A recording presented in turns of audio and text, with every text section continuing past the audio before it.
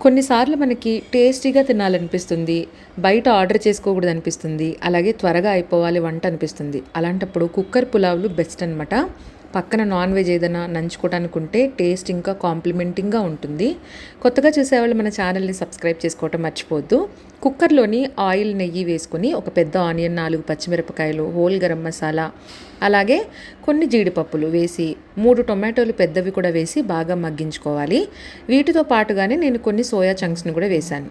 ఒక 70% మగ్గిన తర్వాత సరిపడా అల్లం వెల్లుల్లిపాయ పేస్ట్ వేసుకొని పచ్చివాసన పోయే వరకు కలుపుకొని కొంచెం ఉప్పు, కారము, అలాగే బిర్యానీ మసాలా, కొంచెం ఉంటే ధనియాల పౌడర్ ఇవన్నీ వేసేసుకొని రైస్ కూడా కడిగి ఆల్రెడీ నానబెట్టాను వేసేసి ఒక 2 నిమిషాల పాటు కలుపుకొని దీంట్లో సరిపడా వాటర్ని, అలాగే ఉడికించి పెట్టిన ఎగ్స్ని, కొంచెం నిమ్మకాయ ఒక హాఫ్ అయితే సరిపోతుంది.